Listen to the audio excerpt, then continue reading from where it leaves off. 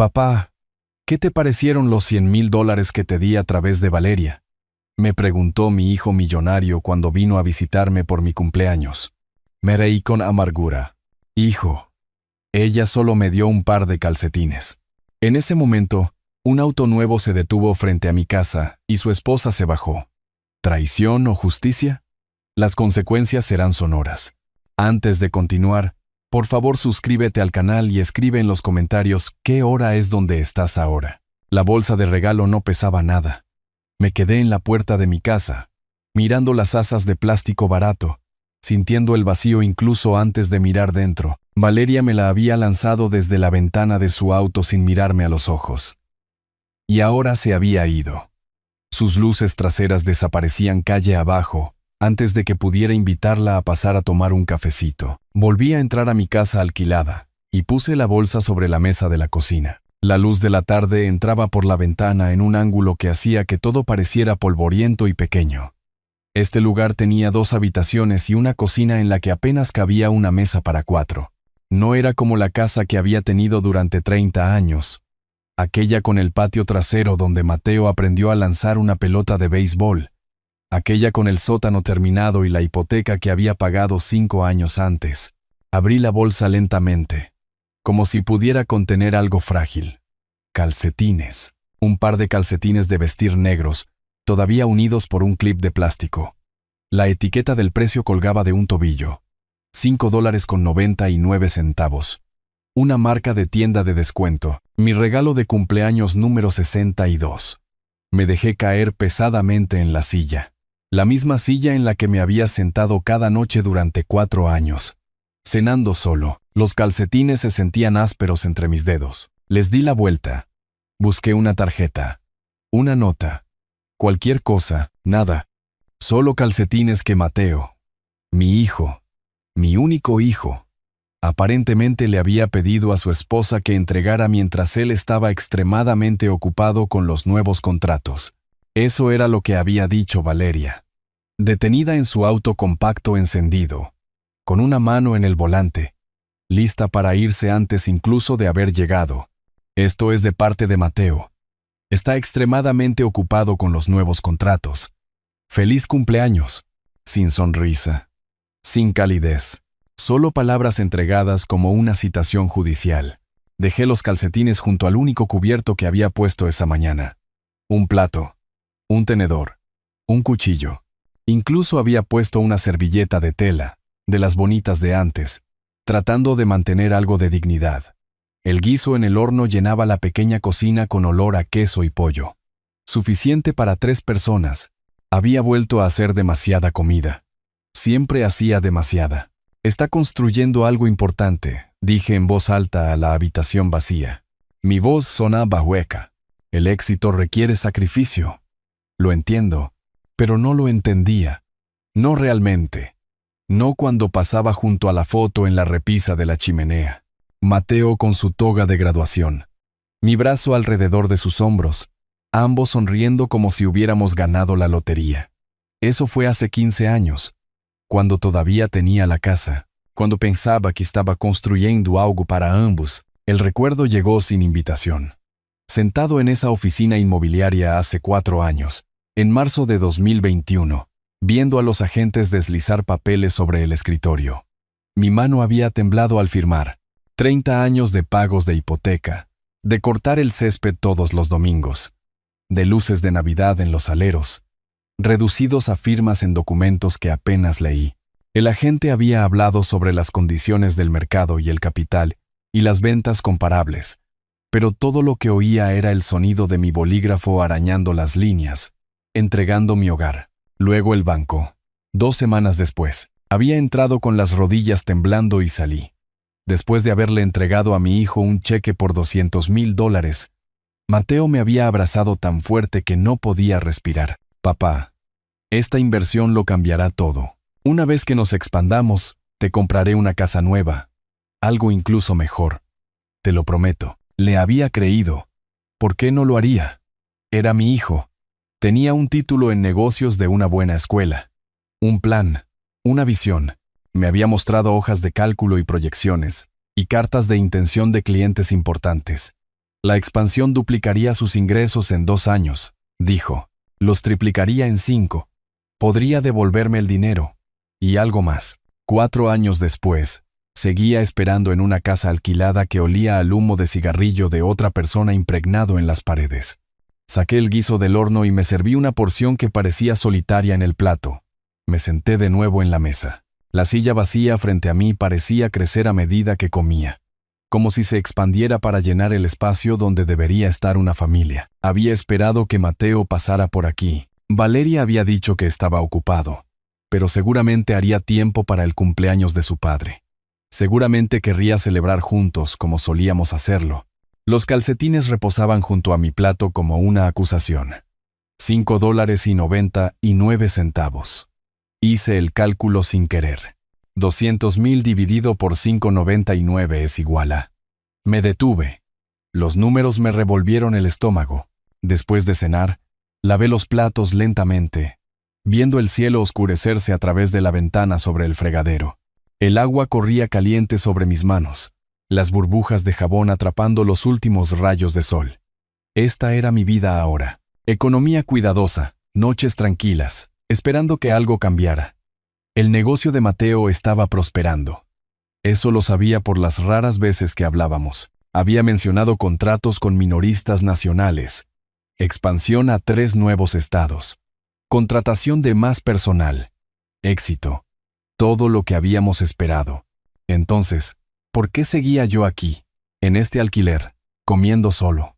El teléfono sonó justo cuando quitaba el tapón del desagüe. Me sequé las manos en un paño de cocina y contesté, esperando una llamada automática, o tal vez un número equivocado. «Papá».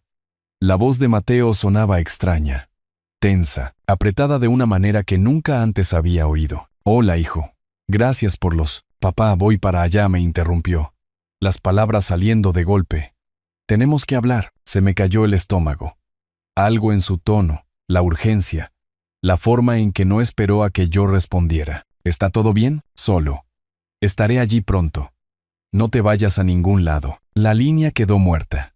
Me quedé sosteniendo el teléfono, mirando la pantalla negra, sintiendo cómo se aceleraba mi ritmo cardíaco. La cocina de repente se sintió demasiado pequeña, demasiado silenciosa. Afuera, un auto pasó por la calle, los faros barriendo la pared. Miré los calcetines baratos sobre la mesa, la foto en la repisa, la silla vacía. Algo se avecinaba. Algo había cambiado. Podía sentirlo en mi pecho.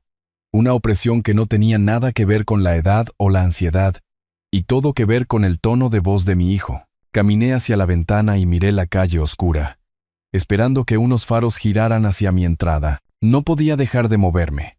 De la ventana a la cocina y de nuevo a la ventana, revisando mi reloj cada 90 segundos como si eso hiciera que Mateo llegara más rápido. 23 minutos desde la llamada. El guiso se estaba enfriando en la encimera. Cogí los calcetines, los dejé, los volví a coger. Mis manos necesitaban algo que hacer. Cuando los faros finalmente barrieron la pared de la sala de estar, yo estaba en la ventana antes de que el motor de su auto se detuviera. Mateo salió lentamente, como un hombre que lleva un peso sobre los hombros. Incluso bajo la luz del porche, pude ver el agotamiento grabado en su rostro. Abrí la puerta antes de que llamara. «Hola, papá». Entró. E inmediatamente noté que no sonrió. No hizo contacto visual por más de un segundo. «¿Bonita noche?» «¿Lo es?» Cerré la puerta. Lo observé pararse en medio de mi pequeña sala de estar, como si no supiera qué hacer con su cuerpo. «Sonabas preocupado por teléfono». «Ah, ¿sí?» Miró alrededor de la habitación. Realmente miró asimilando el espacio reducido, los muebles desgastados, la obvia diferencia entre este lugar y lo que yo solía tener. Sus ojos se detuvieron en la mesa de la cocina, en los calcetines que seguían allí. Caminó hacia ellos, los recogió, les dio la vuelta en sus manos. La etiqueta del precio colgaba. Apretó la mandíbula. Dejó los calcetines con cuidado, como si pudieran romperse. «El negocio ha ido bien», dijo, sin mirarme. «Muy bien. Cerramos 3 contratos importantes este trimestre. Los ingresos aumentaron un 40% con respecto al año pasado. Eso es maravilloso. Hijo, por eso quería hacer algo significativo por tu cumpleaños. Se volvió para mirarme entonces, y algo en su expresión hizo que mi pecho se contrajera. Algo que marcara una diferencia real. Esperé. La habitación se sentía demasiado cálida. ¿Qué te pareció? La pregunta quedó suspendida entre nosotros como una trampa que no podía ver. Los calcetines están bien. Prácticos. Yo, los $100,000, papá. Su voz bajó. Cada palabra deliberada. ¿Cómo planeas usarlos?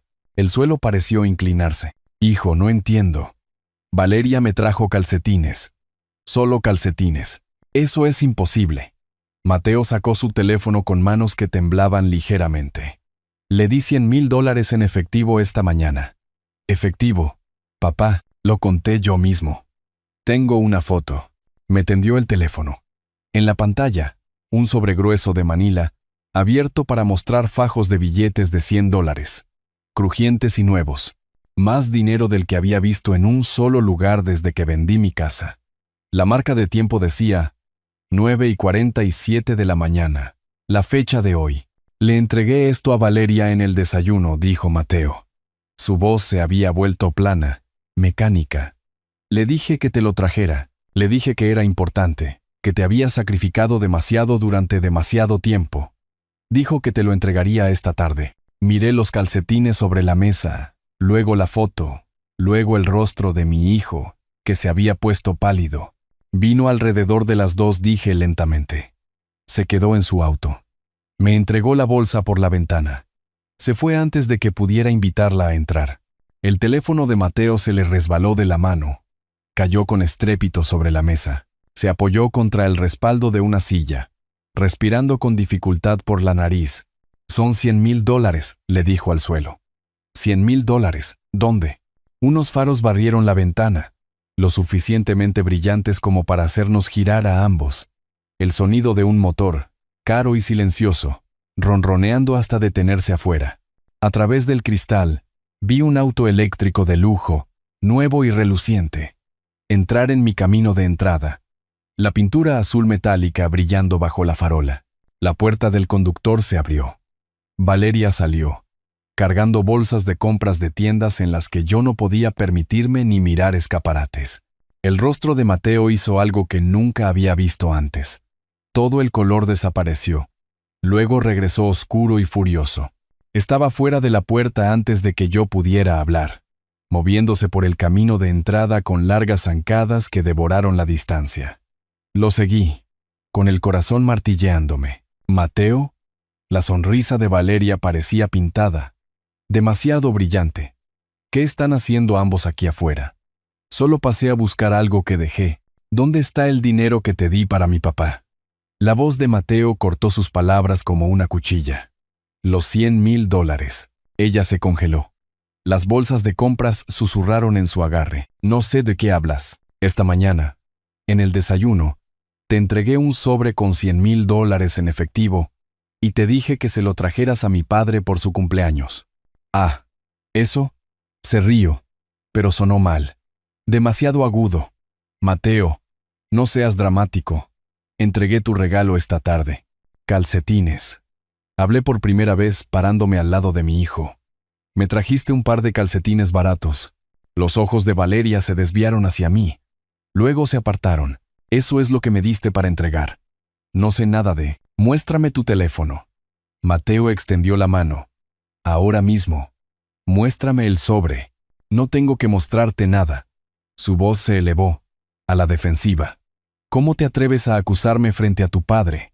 Después de todo lo que he hecho por esta familia, ese es un auto de $100,000. Mateo señaló el auto de lujo. Conducías un auto compacto de hace 7 años esta mañana. ¿De dónde sacaste ese auto, Valeria? La bolsa se le cayó de las manos, derramándose por el camino de entrada. Etiquetas de diseñador, ropa cara, cosas que costaban más que mi alquiler mensual. ¿Quieres saber de dónde lo saqué? Su rostro se contrajo en algo feo. Lo compré, con mi dinero. Dinero que he ganado lidiando con tu constante horario de trabajo, tu obsesión por expandir el negocio, tu interminable devoción a... Lanzó un dedo hacia mí. Ese era mi dinero. La voz de Mateo bajó a algo frío y final. Ese era el regalo de cumpleaños de mi padre. Lo robaste. Tu padre ya nos ha quitado suficiente. La voz de Valeria se quebró como un cristal rompiéndose. Vendiste tu casa por él. Le diste todo. Y todavía espera más. $100,000. ¿Para qué? ¿Para que pueda vivir como un rey mientras nosotros luchamos? No estamos luchando. Mateo pronunció cada palabra con cuidado, como explicándole algo a un niño. Tenemos una casa de 6 habitaciones. Conduces un auto de lujo ahora. Aparentemente, tomamos 2 vacaciones el año pasado. El único que lucha es mi padre, que renunció a su hogar para que yo pudiera construir algo. Lo estás eligiendo a él por encima de mí. Ella retrocedió hacia el auto de lujo, con los ojos desorbitados. Después de todo lo que he sacrificado, después de apoyarte en cada noche tarde, en cada viaje de negocios, en cada... Sube a tu auto. La voz de Mateo podría haber congelado el agua. Discutiremos esto en casa. ¿Discutir? Dejó escapar un sonido a medio camino entre una risa y un sollozo. No hay nada que discutir. Ya has hecho tu elección. Dije que hablaremos en casa. Caminó hacia su propio auto sin mirar atrás. Los hombros rígidos, las manos apretadas a los costados. El motor arrancó. Salió del camino de entrada sin esperar. Valeria se quedó en la oscuridad junto a su costoso auto nuevo. Las bolsas de compras esparcidas a sus pies como evidencia en la escena de un crimen. Me miró una vez, y lo que vi en su rostro no fue remordimiento ni vergüenza. Fui odio. Luego se subió al auto de lujo. Retrocedió demasiado rápido y desapareció calle abajo, en la dirección opuesta a la de Mateo. Me quedé solo en mi camino de entrada, mirando las bolsas de compras caídas, el lugar donde $100,000 me habían sido robados por alguien que se había sentado a mi mesa y sonreído mientras se servía mi comida. Adentro, los calcetines baratos seguían sobre la mesa de la cocina. $5.99. El café se había enfriado hacía una hora. Me senté en la mesa de mi cocina, mirando los calcetines, todavía donde los había dejado la noche anterior, viendo la luz del sol colarse por el mantel desgastado. No había dormido. Cada vez que cerraba los ojos, veía el rostro de Valeria en el camino de entrada, distorsionado por el odio. Bolsas de compras esparcidas a sus pies como confeti en un funeral. Mi teléfono sonó a las 8:15. ¿Papá? La voz de Mateo sonaba hueca, raspada. Me quedé en un hotel anoche. No podía estar en esa casa con ella. Me enderecé en mi silla, agarrando el borde de la mesa. ¿Dónde estás ahora? Todavía aquí. En un hotel sencillo en la avenida principal. Un pausa se extendió entre nosotros, llena de cosas que ninguno de los dos quería decir. Voy a solicitar el divorcio hoy mismo. Necesito saber. ¿Hice lo correcto? La pregunta quedó suspendida en el aire como algo frágil que podría romperse si respondía mal. A través de la ventana de mi cocina, vi a un vecino pasar con un perro. La vida ordinaria continuaba mientras el mundo de mi hijo colapsaba. Hiciste lo que cualquier hombre íntegro haría, dije. Elegiste la verdad. Exhaló, largo y tembloroso. ¿Roberto Morales? Ese es el abogado con el que me reuniré a las 10. Me lo recomendaron. Bien. Deja que él maneje el lado legal. Para eso está entrenado. Sigo pensando en su rostro anoche. La forma en que te miró. Su voz se endureció. Me casé con alguien que no conocía en absoluto. Después de que colgamos, finalmente tiré el café frío por el fregadero y preparé una cafetera nueva. La semana se arrastró en fragmentos de llamadas telefónicas y esperas. Mateo enviaba actualizaciones breves por mensaje de texto. Me reuní con Morales, recopilando registros financieros. Luego, los papeles se presentan mañana. Cada mensaje llegaba como un boletín desde una guerra distante que no podía ver pero que sentía en mis huesos. Mantuve mis rutinas porque detenerme significaría rendirme al caos. Caminatas matutinas por el vecindario. Compras de supermercado el martes. Pero me detenía a mitad de camino cuando mi teléfono vibraba o me quedaba en mi buzón más tiempo del necesario, buscando algo que no podía nombrar. En el 8º día después de la confrontación, el 22 de marzo según el calendario que había comenzado a llevar, Mateo llamó durante mi paseo vespertino. Le han entregado los papeles, dijo sin preámbulos. Roberto dice que el mensajero entregó los documentos hace 1 hora. ¿Cómo te sientes? Como si estuviera viendo la vida de otra persona desmoronarse. Su voz tenía un filo que nunca antes había escuchado. Roberto me advirtió que luchará duro.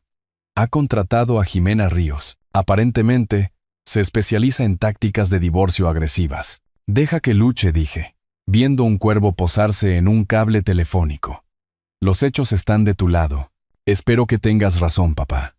Realmente espero que tengas razón. La llamada llegó 3 horas después. Estaba en mi sala de estar tratando de leer un libro que ya había olvidado 2 veces cuando mi teléfono se iluminó con el nombre de Valeria. Me quedé mirando la pantalla, considerando dejarlo ir al buzón de voz. Pero algo en mí necesitaba escuchar lo que diría. Necesitaba entender a qué me enfrentaba. Hola, Valeria. Todo esto es tu culpa. Su voz explotó a través del altavoz, tan fuerte que aparté el teléfono de mi oído. Envenenaste a Mateo en mi contra. No podía soportar verlo feliz con alguien más. Me levanté, comencé a caminar por la pequeña habitación. Mantuve mi voz nivelada. Robaste $100,000 que eran para mí. Eso no es culpa mía. Es tuya. No robé nada. Ese dinero debería haberse invertido en el negocio, en nuestro futuro. No desperdiciado en ti. Estaba llorando ahora, o fingiendo. Difícil saber cuál. Ya nos has quitado suficiente. Años de Mateo eligiéndote a ti por encima de mí, poniendo tus necesidades primero. Y ahora esto. Valeria, no le he pedido nada a mi hijo. Él eligió darme ese dinero. Tú elegiste tomarlo. ¿Crees que puedes destruir mi vida e irte como si nada? Su voz bajó a algo frío y agudo. Te vas a arrepentir de haberte entrometido en mi matrimonio. Me aseguraré de ello. Mi mano se apretó alrededor del teléfono. ¿Me estás amenazando? Tómalo como quieras. La línea quedó muerta. Me quedé en el centro de mi sala de estar, sosteniendo el teléfono silencioso, mirando hacia la calle tranquila, donde nada había cambiado. Pasó un auto. El cuervo seguía en el cable. El mundo seguía girando mientras las amenazas aterrizaban en mi oído como piedras. 3 días después, el 25 de marzo, llegó la carta. La abrí de pie junto a mi puerta principal. Correo certificado que requería mi firma. El remitente decía, Jimena Ríos, abogada, práctica familiar. Adentro, 3 páginas de membrete legal. Demandas detalladas que hicieron que mi pecho se oprimiera. Me senté en la mesa de la cocina y lo leí de nuevo. Esta vez lentamente, saqué un bolígrafo del cajón y comencé a resaltar frases clave. Distribución equitativa de los bienes conyugales, incluido el 50% del capital empresarial. Compensación por daños emocionales sufridos durante el matrimonio. Reclamación adicional contra Arturo Vargas por interferencia deliberada en la relación matrimonial, buscando daños y perjuicios por la suma de $50,000. Dejé el bolígrafo con cuidado. Leí el párrafo sobre mí por tercera vez para asegurarme de que entendía correctamente. Valeria no solo estaba luchando contra el divorcio, venía directamente por mí, alegando que saboteé deliberadamente su matrimonio, exigiendo dinero que no tenía por daños que no había causado. La audacia de ello me golpeó primero. Luego el peligro. Me había robado, y ahora se posicionaba como mi víctima, tratando de reescribir la narrativa, convirtiéndose en la parte perjudicada que merecía una compensación. Miré los calcetines baratos, todavía en la encimera donde los había movido días atrás. $5,99. Había robado $100,000 y me había dado $5,99. Y ahora quería 50,000 más. Así que así es como quiere jugar, dije en voz alta a la cocina vacía. Mi voz sonaba diferente, más dura. Bien, juguemos. Doblé la carta con cuidado. La deslicé de nuevo en el sobre y la coloqué en un cajón, no escondiéndola, archivándola. La primera pieza de evidencia en lo que viniera después. Afuera, el sol de la tarde proyectaba largas sombras sobre mi pequeña casa alquilada. Había pasado 4 años aquí poniendo excusas, esperando que las cosas mejoraran, aceptando menos de lo que merecía, porque no quería causarle problemas a mi hijo. Eso se había acabado. Valeria lo había hecho personal. Me había amenazado, culpado. tratado de convertirme en el villano de su historia de robo y traición. Pero había cometido un error crítico. Asumió que me quedaría pasivo. Asumió que aceptaría su versión de los hechos y me desvanecería en el fondo, mientras ella tomaba lo que pudiera agarrar. No me conocía tan bien como pensaba. Caminé hacia mi escritorio, saqué un cuaderno y comencé a hacer una lista. Evidencia, testigos, cronología, hechos que podían ser verificados, documentados, probados. Mis años enseñando historia me habían enseñado que las narrativas no se construyen sobre emociones, se construyen sobre evidencia. La verdad no es lo que la gente afirma, es lo que pueden demostrar. Si Valeria quería una guerra, la tendría. Pero se libraría en mis términos, con mis reglas, usando armas que ella no sabía que yo tenía. Los calcetines habían desaparecido de la encimera de mi cocina. Los había guardado en un cajón hace 3 días, no por perdón, sino por necesidad. Representaban la herida emocional. Lo que necesitaba ahora era estrategia. Me senté en mi pequeño escritorio, con mi computadora portátil abierta, un cuaderno nuevo al lado, y un bolígrafo que había calificado 1000 exámenes de historia. Si Valeria quería convertirme en el acusado de su historia, necesitaría construir un caso, no del tipo emocional, del tipo documentado, del tipo que se sostiene en un tribunal. Comencé con lo que era público. La página de la red social de Valeria se cargó lentamente en mi vieja computadora. Nunca la había hecho privada. Tal vez por vanidad o descuido. Me desplacé con el ratón hacia atrás a través de sus publicaciones, buscando cualquier cosa relacionada con el auto de lujo. Marzo. Mediados de marzo. Entonces lo encontré. 16 de marzo. El día después de que robó el dinero de mi cumpleaños. La publicación la mostraba de pie junto a un reluciente auto eléctrico de lujo azul, en lo que claramente era la sala de exposición de un concesionario. Su sonrisa se extendía de oreja a oreja, casi maniática. El pie de foto decía: los sueños realmente se hacen realidad. Vida de lujo. El auto de mis sueños. Nuevos comienzos. Bendecida. Me quedé mirando la marca de tiempo. Publicada a las 2:47 de la tarde del 16 de marzo de 2025, menos de 24 horas después de que me entregara calcetines de $5 a través de la ventana de su auto. Documenta todo, me dije en voz baja, abriendo una carpeta en mi escritorio etiquetada como documentación. Tomé capturas de pantalla desde múltiples ángulos, asegurándome de que cada una mostrara la fecha, la hora y la URL claramente visibles. Luego me desplacé más. 3 publicaciones más ese día, una desde el estacionamiento mostrando el auto desde diferentes ángulos, otra desde la entrada de su casa, una cuarta mostrando el interior, asientos de cuero, prístino, con el pie de foto. Valió la pena la espera. Auto de lujo, vida de lujo, las guardé todas metódicamente, creando una línea de tiempo que la propia Valeria había documentado. Había estado tan orgullosa, tan ansiosa por presumir de su nueva adquisición, que había creado un rastro perfecto de evidencia que vinculaba el robo con la compra. Pero las publicaciones en redes sociales por sí solas no serían suficientes.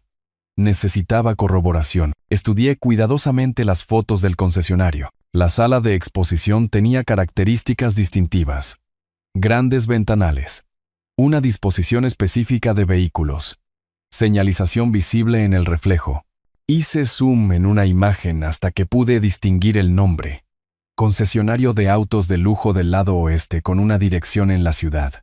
2 horas después, entré en su estacionamiento. La sala de exposición brillaba con el brillo antiséptico de las cosas caras. Un joven vendedor se acercó de inmediato. Sintiendo una posible comisión, interpreté el papel que esperaba. Hombre en edad de jubilación considerando una compra significativa. Investigando. Tomándose su tiempo. El modelo eléctrico es nuestro vehículo más popular, dijo con entusiasmo genuino. Gran elección. Noté uno en mi vecindario recientemente, dije manteniendo mi tono casual. Un color azul precioso. Realmente me llamó la atención. Su rostro se iluminó. Oh, ese podría haber sido el que vendimos la semana pasada. Una señora pagó en efectivo. No se ve eso a menudo con estos precios. Mi pulso se aceleró, pero mantuve mi expresión medianamente interesada. ¿Efectivo? Eso es inusual en estos días, ¿no? Mucho. Se inclinó como compartiendo un secreto, pero estaba decidida. Lo tenía todo planeado. Entró con la cantidad exacta en un sobre. Una transacción memorable, ya sabe. La mayoría de la gente financia. Me imagino. Señalé hacia el modelo azul en la sala de exposición. Bueno, ciertamente es un auto hermoso. ¿Le importa si le echo un vistazo más de cerca? Pasé 20 minutos haciendo preguntas técnicas, realizando una prueba de manejo, manteniendo la ficción de un comprador potencial. Antes de irme, recogí una tarjeta de presentación y me aseguré de que el nombre del vendedor, David Peña, estuviera impreso claramente en ella. De vuelta en casa, agregué la tarjeta de David a mi carpeta de documentación y escribí notas detalladas sobre nuestra conversación mientras el recuerdo estaba fresco. Fecha, hora, citas directas donde podía recordarlas exactamente. La inusual transacción en efectivo, su claro recuerdo de ella. 2 piezas de evidencia. Pero necesitaba más. Recordé mi cumpleaños, la visita apresurada de Valeria. Menos de 3 minutos desde la llegada hasta la partida. Alguien tan apresurado, tan ansioso por irse. Alguien podría haberlo notado. Carolina Torres, mi vecina de 3 casas más abajo. Pasaba la mayoría de las tardes en su porche leyendo o mirando la calle. Había estado allí el 15 de marzo, esperé hasta el 1 de abril, dándome unos días para formular el enfoque correcto. Cuando vi a Carolina en su porche esa tarde, caminé por la acera, llevando un pequeño bloc de notas. Carolina, la llamé. ¿Recuerdas mi cumpleaños? El 15 de marzo. Levantó la vista de su libro, sonriendo. Por supuesto. Te vi preparando cosas más temprano ese día. ¿Por qué? ¿Por casualidad notaste cuándo pasó mi nuera esa tarde? Su expresión cambió.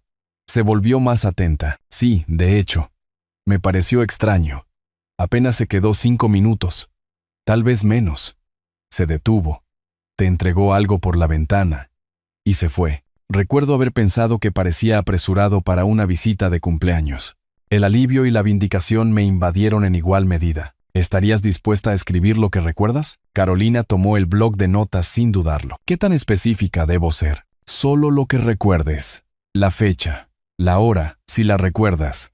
¿Cuánto tiempo se quedó? Escribió con cuidado, su letra pulcra y deliberada.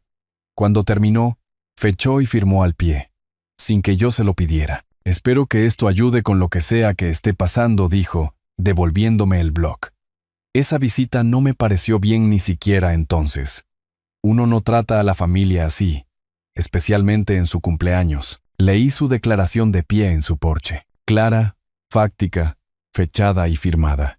El testimonio de una vecina que situaba a Valeria en mi casa por menos de 5 minutos el 15 de marzo, contradiciendo cualquier afirmación de que había pasado tiempo conmigo o entregado adecuadamente un regalo. Gracias, Carolina. No tienes idea de cuánto significa esto. Esa noche, extendí la evidencia sobre la mesa de mi cocina como piezas de un rompecabezas que se ensamblaban solas. Publicaciones de la red social con marcas de tiempo que mostraban a Valeria celebrando su nuevo auto de lujo el 16 de marzo.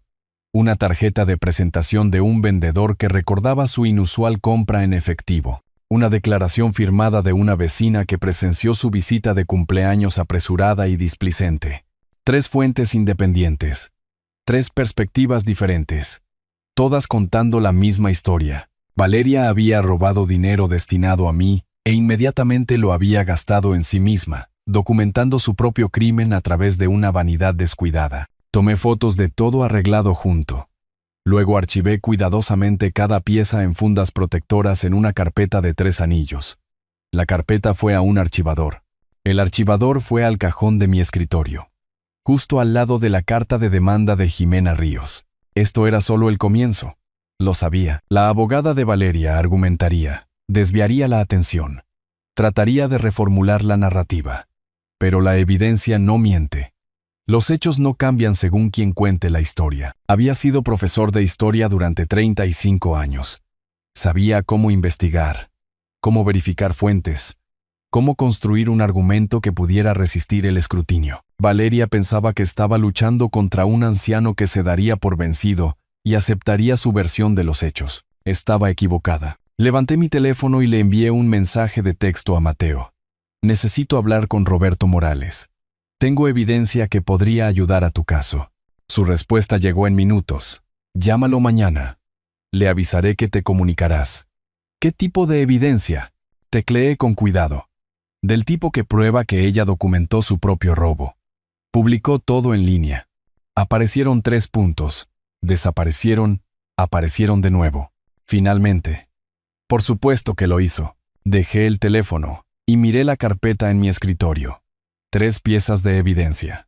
Suficiente para establecer un patrón, apoyar una narrativa, demostrar que no estaba haciendo acusaciones, estaba documentando hechos. Pero en el fondo de mi estómago, sabía que esto era solo el movimiento de apertura. Valeria me había amenazado. Había tratado de convertirme en el villano. Había exigido $50,000 por daños que no causé. Quería una pelea. Le estaba dando una, pero no con ira o emoción, con documentación, con evidencia, con la paciente acumulación metódica de la verdad que ella no podría rebatir o reformular, que su abogada envíe cartas amenazantes, que Valeria se enfurezca y culpe y se haga la víctima. Yo tenía las pruebas. La carpeta descansaba sobre la mesa de mi cocina como un arma cargada. Habían pasado 3 días desde mi mensaje a Mateo sobre la evidencia. Y ahora, el 5 de abril, estaba revisando todo una última vez antes de mi reunión con Roberto Morales. Extendí los documentos sobre la mesa en orden cronológico. Capturas de pantalla de la red social mostrando las publicaciones de Valeria sobre el auto de lujo del Dieclés de marzo. Marcas de tiempo claras e inequívocas. La declaración escrita a mano de Carolina, fechada y firmada, describiendo la visita de cumpleaños de 2 minutos. Mis notas mecanografiadas de la conversación en el concesionario con David Peña, con su tarjeta de presentación grapada en la esquina. Y finalmente, una impresión de la fotografía de Mateo. Ese sobre de Manila relleno de billetes de $100. Con la marca de tiempo de la mañana de mi cumpleaños. Cada pieza conectada a la siguiente como eslabones de una cadena. Robo, compra, engaño, documentación. Metí todo de nuevo en la carpeta y conduje al centro. La oficina de Roberto Morales ocupaba el piso 14 de una torre de cristal con vista al río. Su apretón de manos fue firme, profesional, pero sus ojos se abrieron ligeramente cuando comencé a sacar documentos de mi carpeta. Don Arturo dijo, arreglando los papeles sobre su pulido escritorio. Esto es notablemente meticuloso.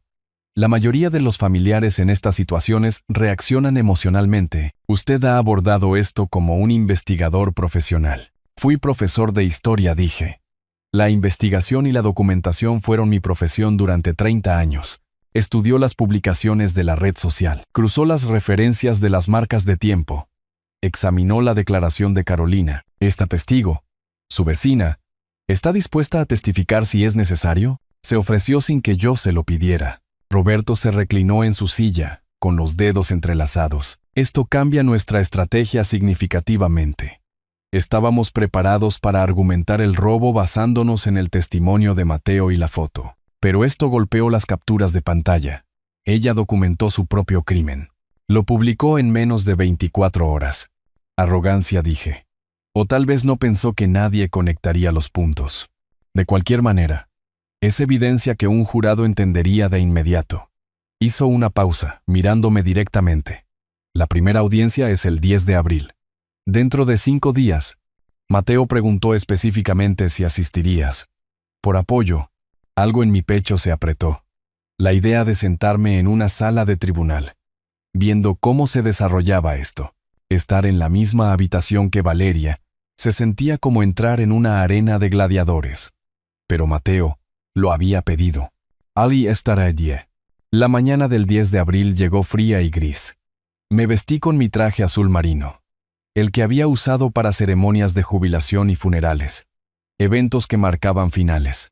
El Palacio de Justicia del Condado se alzaba imponente en el centro, todo concreto y autoridad. Estacioné en el lote público. Pasé por seguridad. Encontré la sala de tribunal correcta en el 3er piso. Mateo estaba sentado en una mesa junto a Roberto, su postura rígida. Cuando me vio, sus hombros cayeron ligeramente. Alivio, o tal vez solo la liberación de la tensión contenida. Tomé asiento en la galería, 3 filas atrás, tratando de estar presente sin ser intrusivo. Valeria entró con Jimena Ríos, su abogada. Llevaba un vestido conservador, el cabello recogido, maquillaje mínimo. La actuación de una mujer agraviada. Nuestras miradas no se encontraron. Mantuvo su mirada al frente, pero sus hombros cargaban la tensión como una armadura. La jueza, una mujer de unos 50 años con cabello plateado y gafas para leer, revisaba documentos mientras todos se acomodaban. Entonces Roberto se puso de pie. Señoría, tenemos documentación clara de que la señora Valeria publicó sobre la compra de un vehículo el 16 de marzo, el día después de recibir $100,000 en efectivo destinados como regalo para el padre de mi cliente. Mostró las publicaciones de la red social en una pantalla. El rostro sonriente de Valeria junto al auto de lujo. El hashtag celebrando que su sueño se hacía realidad. El momento no es una coincidencia. Jimena Ríos se medio levantó. Objeción. Circunstancial. Denegada. La jueza no levantó la vista de la pantalla. Continúe, señor Morales. Roberto repasó cada pieza metódicamente. La declaración de la vecina estableciendo la breve visita de cumpleaños. La información del concesionario sobre una inusual compra en efectivo. La fotografía de Mateo del sobre original. La línea de tiempo que conectaba cada punto. Vi cómo la espalda de Valeria se tensaba con cada revelación. Vi a Jimena inclinarse para susurrarle urgentemente. No se esperaban esto. Habían asumido que solo teníamos la palabra de Mateo contra la de ella. Emociones contra negaciones. Estaban equivocadas. La jueza se quitó las gafas. Las puso sobre el estrado. Dada la documentación presentada, ordenó una investigación completa de las transacciones financieras en cuestión.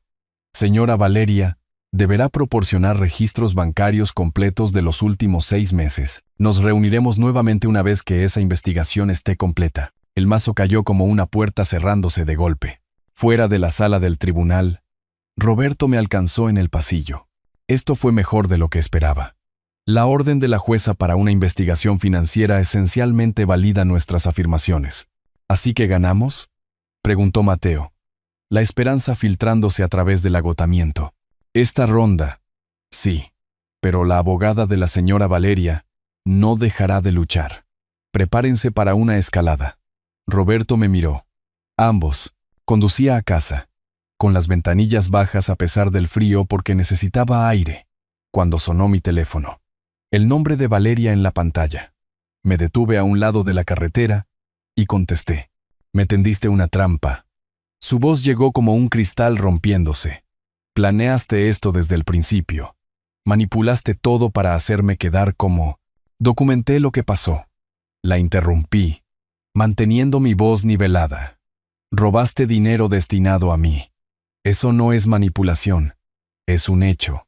¿Crees que el tribunal es el único campo de batalla? Su risa fue amarga, dentada. ¿No tienes idea de lo que viene? ¿Has destruido mi vida? Bien. Veamos cómo te gusta. La línea quedó muerta. Me senté en mi auto estacionado en una calle lateral en el sureste de la ciudad, viendo pasar el tráfico. Gente normal yendo a sus días normales. La victoria en el tribunal se sentía hueca, de repente, reemplazada por algo más frío. Valeria había sonado acorralada, desesperada, y la gente desesperada no se retira. Ataca desde ángulos inesperados. Arranqué el auto y conduje el resto del camino a casa, revisando mi espejo retrovisor más a menudo de lo necesario, preguntándome qué forma tomaría su próximo asalto. Los cambios comenzaron pequeños. Una llamada a Tomás Pérez, un colega con el que había enseñado durante 15 años. No fue de vuelta. En el supermercado, 3 días después de la audiencia, mi vecina Lorena saludó con la mano, pero no se detuvo a charlar como de costumbre. Su sonrisa fue tensa y breve. Coincidencia, me dije.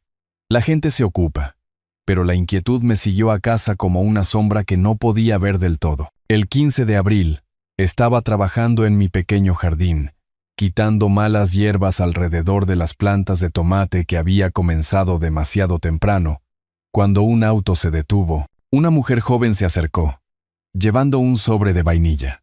¿Arturo Vargas? Soy yo. Ha sido notificado. Firmé su tableta. Acepté el sobre. Y ella se fue antes de que pudiera hacer preguntas que realmente no quería responder. Adentro, me quité la tierra de las manos y abrí los documentos en la mesa de mi cocina. Demanda civil. Valeria contra Arturo Vargas. Mis ojos recorrieron la página. Cada línea peor que la anterior. $75,000 por daños y perjuicios. Difamación. Angustia emocional. Interferencia intencional en las relaciones matrimoniales. El lenguaje me pintaba como un suegro tóxico y controlador, que había fabricado evidencia y manipulado a mi hijo contra su inocente esposa. Lo leí 2 veces. Las acusaciones eran indignantes, pero también eran calculadas, estratégicas, diseñadas para hacerme parecer vengativo y obsesionado. Está tratando de convertirme en el villano de su historia, dije a la cocina vacía. 3 días después, el 18 de abril, me senté de nuevo frente a Roberto Morales, con la demanda entre nosotros. Esta demanda es legalmente débil, dijo Roberto, hojeando las páginas. Tendría problemas para probar la fabricación cuando tenemos evidencia documentada. Pero ese no es realmente el punto. ¿Cuál es el punto? Presión. Quiere que convenzas a Mateo de llegar a un acuerdo favorable solo para que esto desaparezca. Es una táctica de divorcio agresiva común. Cerró el archivo. Necesitarás contratar a un abogado separado para este asunto civil. Puedo recomendarte varios buenos. Pensé en mi cuenta bancaria. La modesta pensión de maestro. Los costos acumulándose. ¿Y se me representó a mí mismo? Roberto me estudió cuidadosamente. Es legal en este estado. Pero el procedimiento civil es complejo. ¿Podrías asesorarme? Dentro de las limitaciones éticas. Podría. Pero don Arturo se inclinó hacia adelante. Esto se va a poner peor antes de mejorar. Ya está peor, dije. Al menos de esta manera no le pago a alguien más para que me lo diga. La llamada telefónica llegó el 22 de abril. Tarde, mi celular sonando con un número que reconocí pero que no había visto en meses. David Castillo, que enseñó matemáticas en el aula junto a la mía durante una década. David, qué gusto oírte. Arturo, su voz denotaba vacilación. Recibí una llamada extraña de la esposa de tu hijo. Parecía bastante molesta. Dijo algunas cosas preocupantes sobre la interferencia familiar. Mi mano se apretó alrededor del teléfono. ¿Qué te dijo exactamente? Dijo que siempre has sido controlador con Mateo, que sabotearon su matrimonio porque estabas celoso de su éxito. Una pausa. Esto no suena como tú, pero tenía que preguntar. Me levanté. Comencé a caminar por mi sala de estar. Aquí están los hechos. Ella robó $100,000 que mi hijo me envió por mi cumpleaños. Cuando él descubrió el robo, solicitó el divorcio. Todo lo demás es su intento de evitar la responsabilidad. El silencio se alargó lo suficiente como para que me preguntara si nos habíamos desconectado. Pensé que tenía que haber más en la historia. Gracias por ser directo conmigo. Después de que colgamos, hice una lista. Todos los que podrían estar en la lista de contactos de Valeria de años de reuniones familiares. Antiguos colegas, vecinos, amigos que le había presentado en fiestas de jubilación. El bolígrafo presionaba más fuerte contra el papel a medida que los nombres se acumulaban. Durante los siguientes días, descubrí que había contactado al menos a 6 personas. La mayoría de las llamadas seguían el mismo patrón. Ella era la víctima. Yo era manipulador. Mateo estaba bajo mi control. Algunos que me conocían bien la descartaron de inmediato. Otros, como Lorena en el supermercado, no estaban seguros de qué creer. El aislamiento dolía peor que la demanda. Décadas de construir una reputación de ser conocido como justo y decente, socavada por alguien dispuesto a mentir sistemáticamente a cualquiera que quisiera escuchar. Estaba sentado en la mesa de mi cocina, mirando la lista de nombres, cuando mi computadora portátil sonó con una videollamada entrante. El rostro de Mateo llenó la pantalla, y se veía terrible, agotado, enojado, algo desesperado alrededor de sus ojos. Papá, me acabo de enterar de la demanda, y he estado recibiendo llamadas. Gente haciéndome preguntas sobre ti, sobre nuestra relación. Su voz se quebró ligeramente. Está tratando de destruirte. Está tratando de presionarnos para que lleguemos a un acuerdo, dije. Es estrategia. Esto es una locura. Debería darle lo que quiera y terminar con esto. No. Me incliné hacia la pantalla. Eso es exactamente lo que ella quiere. No negociamos con personas que roban y luego mienten al respecto. Llevaremos esto hasta el final. Pero te está lastimando a ti, a tus amigos, tu reputación. He manejado cosas peores, mentí. Mantenemos el rumbo. Mateo se frotó la cara con ambas manos. Nunca pensé que llegaría tan lejos.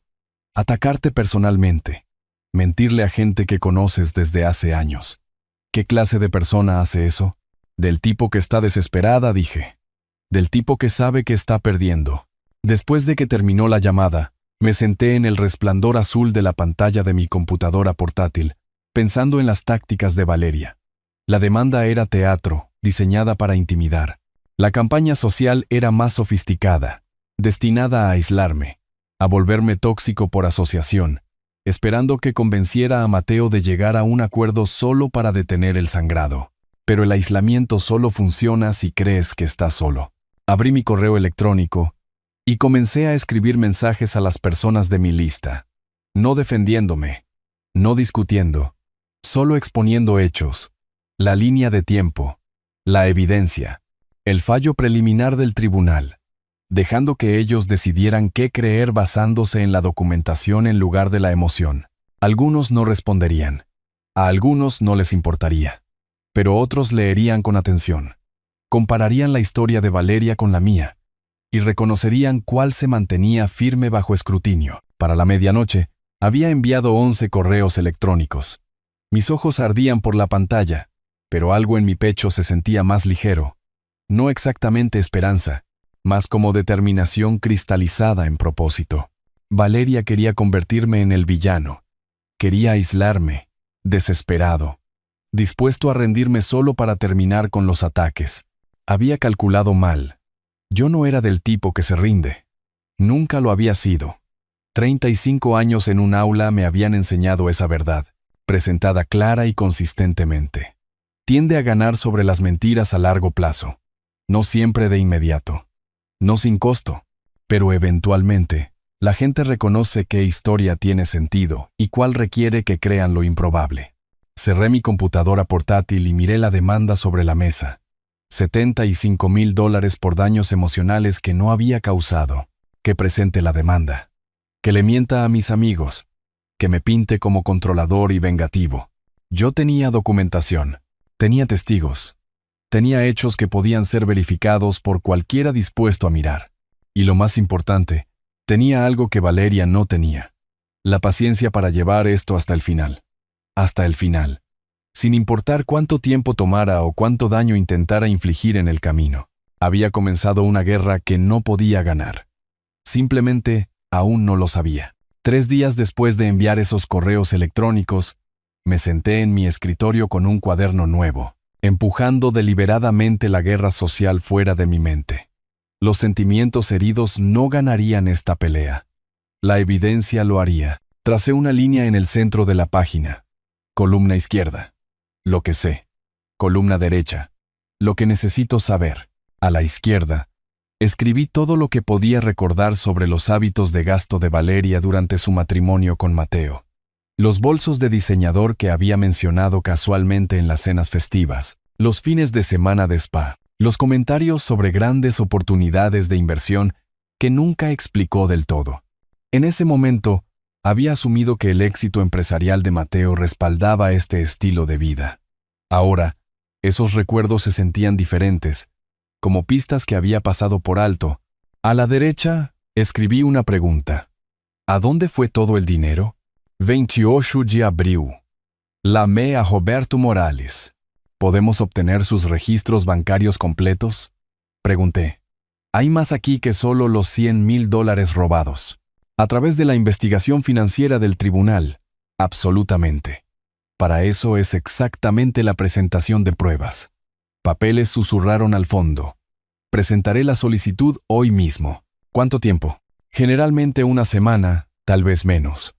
Los tribunales del Estado se mueven bastante rápido en estos asuntos cuando hay fraude documentado. El sobre llegó el 3 de mayo. Grueso. Oficial. Contenía 2 años de extractos bancarios de la cuenta conjunta que Mateo y Valeria habían compartido. Hice café. Despejé completamente la mesa de mi cocina. Saqué mis resaltadores y mi cuaderno. Entonces comencé a leer. Los primeros meses parecían normales. Supermercados, servicios públicos, gasolineras, el ritmo de la vida ordinaria. Pero luego surgieron patrones como formas en la niebla. Retiros de efectivo. No cantidades enormes. $500 aquí, $800 allá, pero frecuentes. Demasiado frecuentes. Usé resaltador amarillo para cada retiro de efectivo. Para cuando terminé el primer año, los extractos parecían haber sido atacados por una abeja particularmente agresiva. Comencé a hacer listas, fechas, cantidades. No aparecían explicaciones en los extractos. Solo retiro en cajero automático repetido como una acusación. Para cuando llegué a los extractos más recientes, mi mano estaba acalambrada de tanto escribir. Me levanté, me estiré, miré lo que había documentado. En 24 meses, Valeria había retirado más de $35,000 en efectivo sin registro de en qué lo había gastado. Pero el descubrimiento que me hizo dejar mi café y simplemente mirar fijamente fue en la página 47. 8 de marzo. Concesionario de autos de lujo. $5,000. Listado como depósito de vehículo. Caminé hacia mi calendario en la pared. Conté hacia atrás desde el 15 de marzo. Mi cumpleaños. El día en que Mateo le dio a Valeria los $100,000 destinados a mí. Una semana. Exactamente una semana antes de recibir el dinero. Había hecho un pago inicial por el auto. Ella planeó esto, dije a mi cocina vacía. Todo fue calculado. El robo no fue un impulso. No fue un momento de debilidad o mal juicio. Ya se había comprometido a comprar ese auto de lujo antes de que Mateo le entregara el dinero. Los $100,000 solo le permitieron completar una compra que había orquestado de antemano. Esto lo cambiaba todo. Pasé los siguientes 2 días organizando la evidencia, creando una línea de tiempo con secciones resaltadas, cruzando referencias de transacciones. El 6 de mayo, conduje a la oficina de Roberto Morales llevando una carpeta que se había vuelto sustancialmente más gruesa. $35,000 en retiros de efectivo inexplicables. Roberto hojeó los extractos, su compostura profesional resquebrajándose ligeramente. ¿En 2 años? Y el depósito del auto de lujo antes de que siquiera tuviera el dinero. Deslicé el extracto del 8 de marzo sobre su escritorio. Esto no fue impulso. Fue un plan. Roberto estudió el documento. Su dedo trazando la fecha. Esto lo cambia todo. Cuando presentemos esto en la próxima audiencia, no solo mostraremos que robó tu regalo de cumpleaños, mostraremos un patrón de engaño financiero durante todo el matrimonio. Premeditación, agotamiento sistemático de los bienes conyugales. Me miró y algo en su expresión había cambiado de respeto profesional a admiración genuina. Has construido un caso que cualquier fiscal envidiaría, dijo. La mayoría de los familiares de los clientes se vuelven emocionales y reactivos. Tú te volviste metódico y minucioso. Fui profesor de historia, le recordé. Fuentes primarias, documentación, verificación. Es lo que sé hacer. Bueno, está a punto de dar sus frutos. Roberto comenzó a tomar notas en un bloc legal. La próxima audiencia está programada para el 12 de mayo. Dentro de 6 días, la jueza Campos verá esta evidencia. Y será muy difícil para la abogada de Valeria explicar un depósito hecho antes de que el dinero fuera robado. Conduciendo a casa, sentí algo que no había sentido en semanas. Esperanza genuina. No del tipo desesperado que proviene de desear que las cosas mejoren, sino del tipo ganado que proviene de construir algo sólido. Evidencia. Documentación. Hechos que no podían ser rebatidos o reformulados. Valeria había sido descuidada. Documentó sus propios crímenes, primero con publicaciones en redes sociales sobre el auto de lujo, ahora con registros financieros que mostraban que había planeado la compra antes del robo. Su arrogancia, su certeza de que nadie miraría lo suficientemente de cerca o se preocuparía lo suficiente como para investigar, había creado un rastro de papel que conducía directamente a su culpa. La demanda civil que había presentado contra mí de repente se sintió menos amenazante. Que afirme que la había difamado o interferido en su matrimonio. Tenía extractos bancarios que mostraban una mala conducta financiera sistemática. Tenía fechas que probaban la premeditación. Tenía una línea de tiempo que no podía ser manipulada o negada. En casa, preparé la cena. Algo sencillo, pasta con verduras, y comí en la mesa de mi cocina, rodeado de carpetas organizadas de evidencia. Los calcetines baratos habían desaparecido hacía mucho tiempo en algún cajón. Irrelevantes ahora, lo que importaba era la documentación, la verdad, la paciente acumulación de hechos que hablarían más fuerte que cualquier acusación o mentira. El 12 de mayo estaba a 6 días de distancia. 6 días hasta que Valeria se sentara en una sala de tribunal y viera sus mentiras cuidadosamente construidas colapsar bajo el peso de sus propios registros financieros. Limpié mis platos. Guardé las carpetas y me permití un momento de satisfacción. No victoria. Todavía no.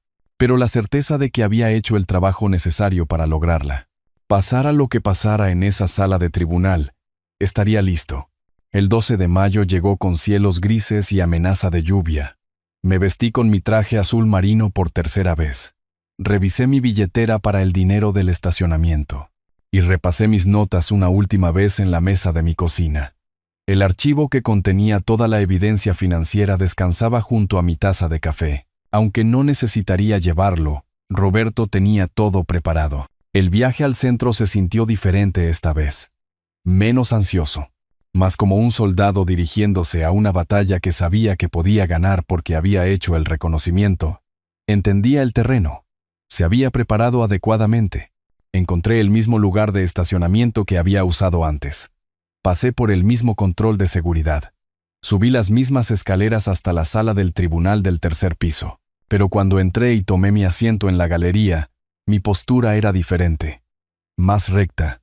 Más confiada. Mateo estaba sentado en la mesa del abogado junto a Roberto, sus hombros tensos por la tensión. Cuando miró hacia atrás y me vio, algo en su rostro se relajó ligeramente. Asentí una vez. Estábamos aquí. Estábamos listos. Valeria entró con Jimena Ríos. Y la observé cuidadosamente. Llevaba un traje gris conservador. El cabello recogido severamente. Maquillaje mínimo. El disfraz de alguien que intenta parecer agraviada y digna. Pero había tensión en su mandíbula, una opresión alrededor de sus ojos. Sabía que algo se avecinaba. Simplemente, no sabía qué. La jueza Campos ocupó su lugar puntualmente a las 9. Estamos aquí para la continuación de la audiencia en el caso Vargas con respecto a la investigación financiera ordenada por este tribunal. Señor Morales, puede proceder. Roberto se puso de pie, e incluso su postura comunicaba confianza controlada. Señoría, la investigación financiera ha revelado un patrón de mala conducta mucho más allá del robo original que documentamos. Hizo un gesto, y la pantalla de la sala del tribunal se iluminó con el primer extracto bancario. Transacciones resaltadas en amarillo. Durante un período de 24 meses, la señora Valeria retiró más de $35,000 en efectivo de la cuenta conyugal. Estos retiros no tienen documentación correspondiente, ni explicación, ni registro de gastos legítimos. La pantalla cambió mostrando página tras página de retiros resaltados. Vi cómo los hombros de Valeria se tensaban. Vi a Jimena Ríos inclinarse para susurrar urgentemente. Sin embargo, señoría, la evidencia más significativa es esta. El puntero láser de Roberto resaltó una sola transacción. 8 de marzo. 7 días antes del cumpleaños de don Arturo Vargas. La señora Valeria hizo un depósito de $5,000 al concesionario de autos de lujo. Hizo una pausa, dejando que la fecha se asimilara.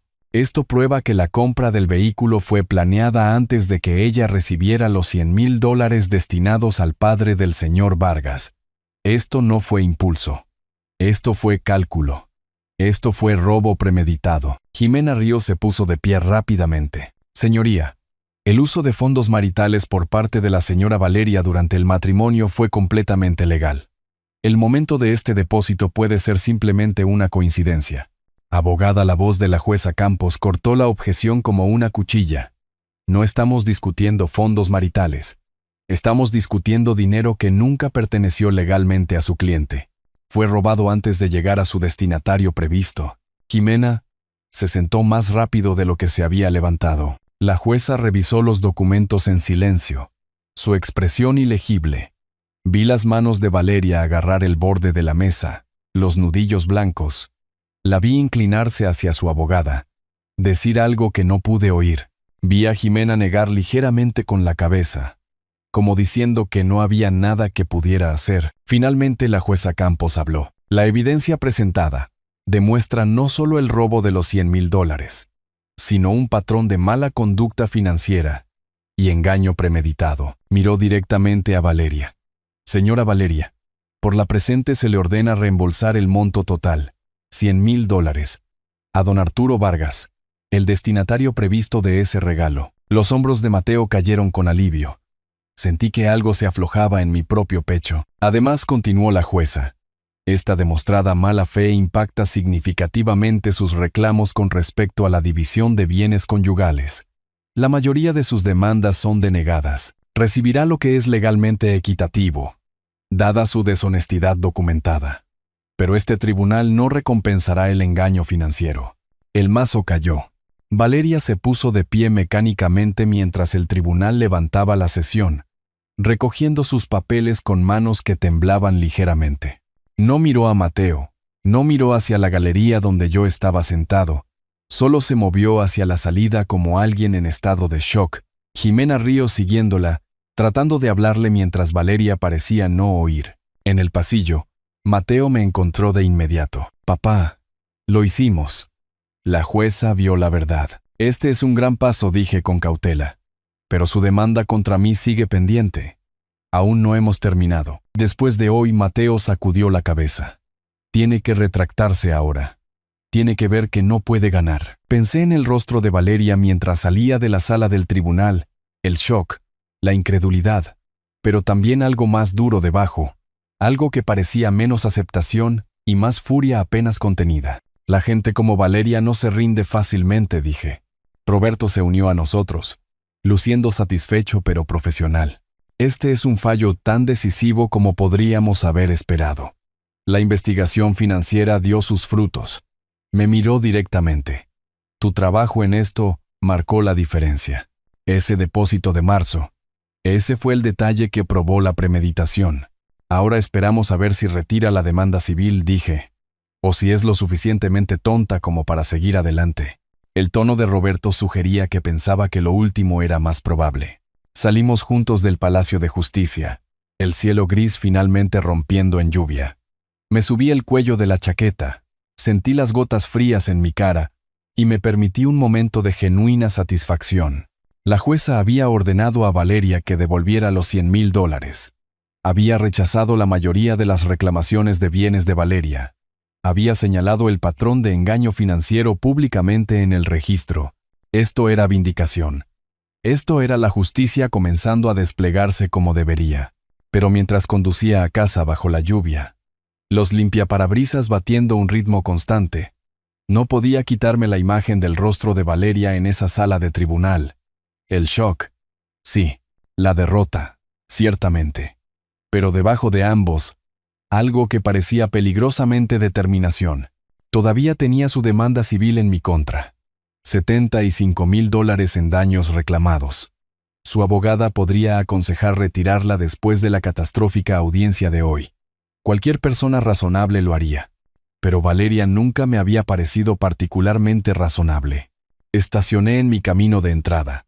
Me senté por un momento, viendo la lluvia correr por las ventanas. Me preparé para lo que viniera después. Habíamos ganado una batalla importante hoy. La evidencia había hablado. La jueza había fallado a nuestro favor decisivamente, pero la guerra podría no haber terminado. Algunas personas sabían cuándo rendirse, otras simplemente seguían luchando, incluso cuando el suelo debajo de ellas ya se había derrumbado. Tenía la sensación de que Valeria era del segundo tipo. La semana después de la audiencia de divorcio, la victoria se sintió extraña, silenciosa, como estar de pie después de una tormenta. Comprobando los daños, encontrando todo todavía en pie, pero quedaba una amenaza.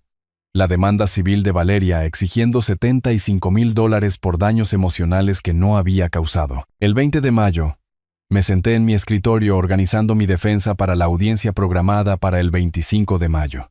Roberto Morales No podía representarme oficialmente en el tribunal civil. Conflicto de intereses. Había explicado, pero había pasado 1 hora al teléfono explicándome la estrategia de autorrepresentación. Manténgalo basado en hechos, había dicho. Usted no es abogado, así que no intente sonar como uno. Solo diga la verdad. Es todo lo que he hecho en esta situación, había respondido. La verdad es mi única defensa porque es mi única arma, y una poderosa. El Tribunal de Divorcios ya validó todo lo que encontró. Extendí mis documentos sobre el escritorio. La decisión escrita del Tribunal de Divorcios del 12 de mayo. Mi línea de tiempo organizada de recopilación de evidencia. Copias de todo lo que le había proporcionado a Roberto para el caso de Mateo. Luego abrí el cajón de mi escritorio y saqué algo que había mantenido seguro durante semanas. Una pequeña grabadora de voz digital. Después de la primera llamada telefónica amenazante de Valeria, aquella en la que me había advertido que me arrepentiría de esto, había comenzado a grabar nuestras conversaciones.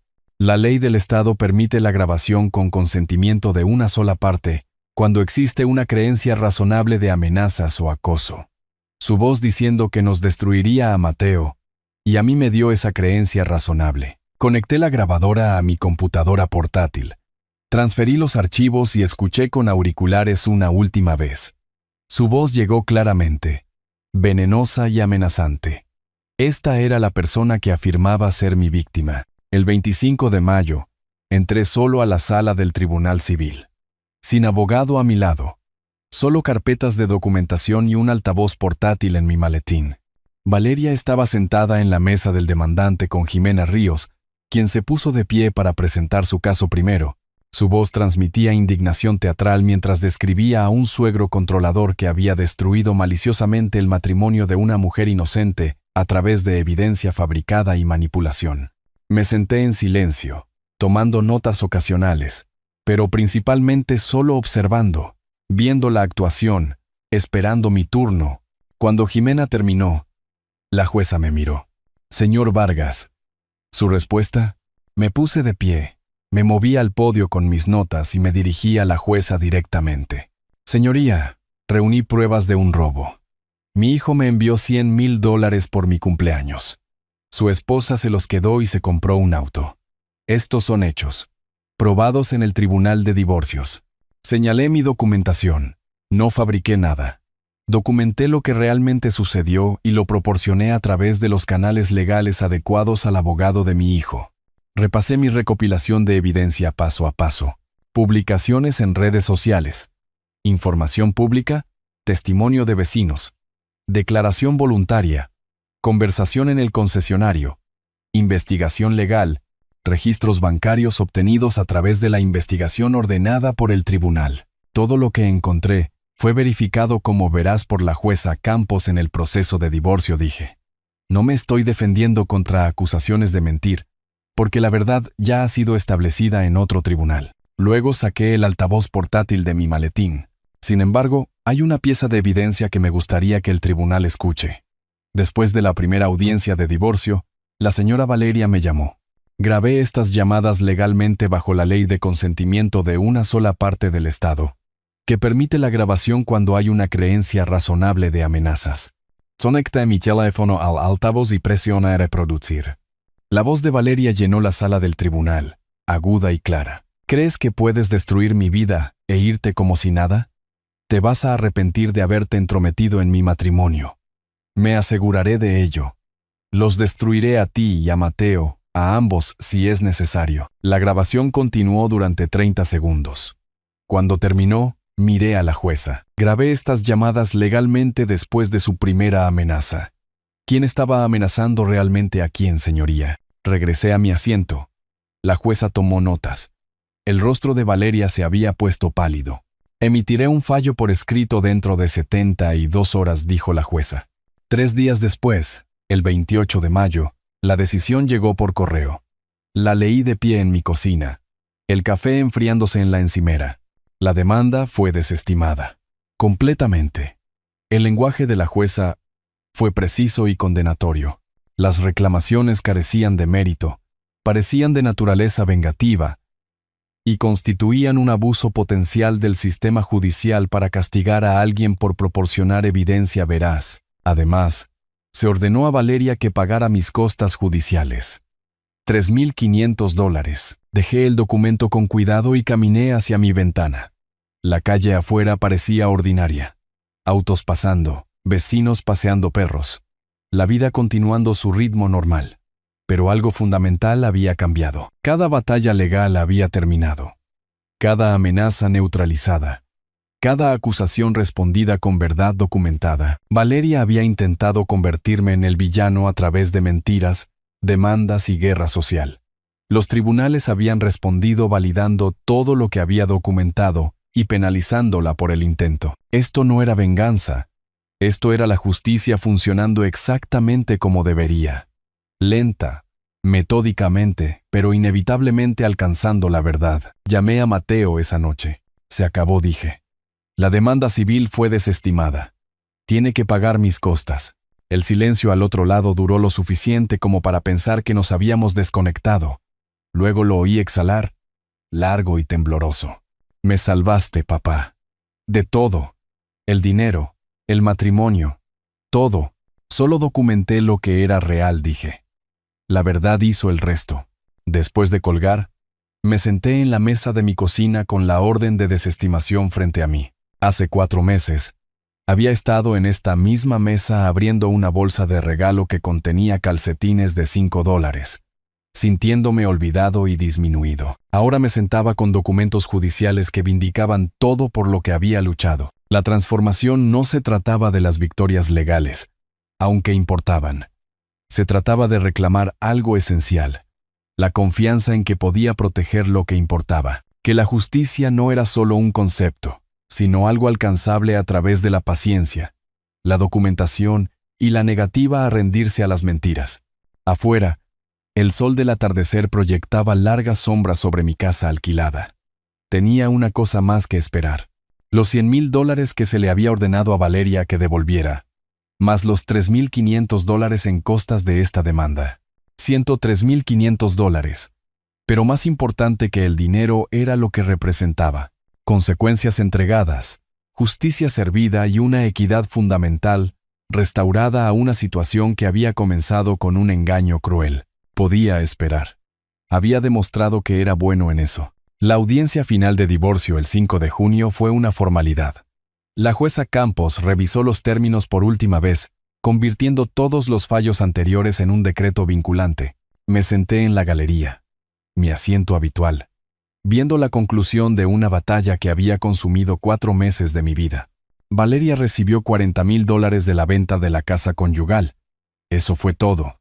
Todo lo demás, el negocio de Mateo, sus inversiones, su futuro, seguía siendo suyo y me debía $103,500. La jueza abordó el problema práctico directamente. La señora Valeria claramente no puede pagar esta cantidad de inmediato. Por lo tanto, se le ordena vender el auto eléctrico de lujo dentro de 10 días, y las ganancias se pagarán directamente a don Arturo Vargas. El saldo restante se pagará en cuotas mensuales durante 24 meses a la tasa de interés de juicio estándar. Vi cómo los hombros de Valeria se hundían. El auto que simbolizaba su traición sería lo primero que entregaría para pagarla. Había poesía en eso. El 20 de junio llegó un cheque certificado por correo registrado. $30,000, las ganancias de la venta del auto de lujo, menos lo que todavía debía del préstamo. Me quedé en mi cocina sosteniendo el cheque. Y por un largo momento no miré la cantidad. Solo sentí el peso de lo que representaba. Justicia cumplida. Consecuencias entregadas. Una equidad fundamental restaurada. Nunca se trató del dinero, dije en voz baja a mi cocina vacía. Se trataba de lo que era correcto. Y ahora, es correcto. 5 días después, Mateo y yo nos reunimos para almorzar en un restaurante agradable en una zona del sureste de la ciudad. La primera comida verdaderamente relajada que compartíamos desde mi cumpleaños. Cuando entró y nos abrazamos, ambos nos aferramos un momento extra. El estrés que había grabado líneas en su rostro durante meses se había levantado. Se veía más joven, más ligero. Papá, no sé cómo agradecerte. Se sentó frente a mí. con las manos alrededor de un vaso de agua. Me salvaste del error más grande de mi vida. Si no hubieras documentado todo, reunido esa evidencia. Hice lo que cualquier padre haría, interrumpí suavemente. Protegí a mi familia. Ordenamos. Hablamos de cosas ordinarias. Su trabajo. Mi jardín. El clima volviéndose más cálido. Conversación que no giraba en torno a abogados o fechas de corte o evidencia. Se sentía como respirar libremente después de estar bajo el agua. Luego Mateo dejó su tenedor y me miró seriamente. Quiero ayudarte a comprar una casa. Una de verdad, no alquilada. Vendiste la tuya por mí. Ahora déjame hacer esto por ti. Lo haré bien esta vez. Algo cálido se extendió por mi pecho. No solo por la oferta, sino por el reconocimiento detrás de ella. Entendía lo que había sacrificado, lo que había perdido para ayudarlo a construir su negocio. Acepto, dije, pero con una condición. Documentaremos todo correctamente. Acuerdo oficial. Términos escritos, no porque no confíe en ti, sino porque ambos aprendimos que la documentación protege a todos. Mateo sonrió y fue genuino. De acuerdo. Todo por escrito. Firmas. Testigos. Todo completo. Hizo una pausa. Me enseñaste esa lección de la manera difícil, pero la aprendí. Saqué mi cuaderno. El mismo tipo que había usado durante mi investigación, e hice una nota. Ambos sonreímos ante eso. Un entendimiento compartido de la sabiduría, ganada a través de la dificultad. El sol de la tarde se colaba por la ventana del restaurante, volviéndolo todo dorado. Me volví para mirarlo, sintiendo que algo se asentaba en mi pecho. Paz. No la ausencia de conflicto, sino la presencia de resolución. Se mudó, hoy dije, tratando de empezar de nuevo en otro estado. Roberto lo mencionó, la voz de Mateo era neutral. No importa a dónde vaya, esos registros judiciales son públicos. Esa no es mi venganza, dije. Esas son solo consecuencias. Yo no destruí su vida. Ella lo hizo sola en el momento en que eligió el robo por encima de la honestidad. Terminamos de almorzar lentamente. Ninguno de los dos con prisa por irse. Este momento, padre e hijo, amenaza eliminada, futuro brillante, valía la pena saborearlo. Hace 4 meses, había estado solo en una mesa puesta para uno, abriendo calcetines baratos. Ahora me sentaba frente a mi hijo, planeando un futuro compartido construido sobre la confianza y la documentación adecuada. Cuando finalmente nos levantamos para irnos, Mateo me abrazó de nuevo. Te quiero, papá. Siento que haya sido necesario casi perderlo todo para mostrarme cuánto importas. Nunca me perdiste, dije. Siempre estuve aquí, conduciendo a casa. Pensé en todo lo que había sucedido desde el 15 de marzo. El robo, la confrontación, la investigación, las batallas judiciales, la vindicación, un viaje de víctima a estratega a sobreviviente. Pero la verdadera transformación no se trataba de evidencia o victorias legales. Se trataba de reclamar algo esencial. La confianza en que podía proteger lo que importaba, que la justicia, aunque requería paciencia y documentación, y negarse a rendirse, era alcanzable. Estacioné frente a mi casa alquilada, que pronto sería reemplazada por algo que realmente poseería de nuevo. Entré. Hice café. Me senté en la mesa de mi cocina donde había comenzado todo este viaje. Los calcetines baratos se habían ido hacía mucho tiempo, descartados o donados en algún lugar. Ya no importaban. Lo que importaba era la pila de documentos legales en mi escritorio que probaban esa verdad. Cuando se documenta cuidadosamente y se presenta adecuadamente, derrota a las mentiras cada vez. Valeria pagaría cuotas durante 2 años. Cada mes, un recordatorio de las consecuencias. Cada pago. Prueba de que el robo tiene un precio, pero no me detendría en eso. No desperdiciaría energía en ira o amargura. Ella había tomado sus decisiones. Los tribunales habían entregado las consecuencias apropiadas. Mi trabajo era seguir adelante, hacia la casa que Mateo me ayudaría a comprar, hacia los años que quedaran, hacia un futuro construido sobre la sabiduría ganada de la manera difícil. Me paré junto a mi ventana mientras se acercaba la noche, viendo las sombras alargarse sobre mi calle tranquila. El viaje de víctima de cumpleaños a sobreviviente vindicado había tomado 4 meses.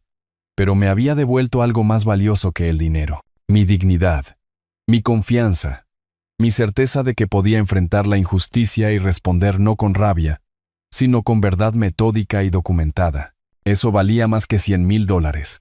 Eso lo valía todo. Si te gustó esta historia, por favor dale me gusta a este video. Suscríbete al canal y comparte tus impresiones sobre esta historia en los comentarios. Para escuchar la siguiente historia, haz clic en el cuadro de la izquierda. Gracias por vernos.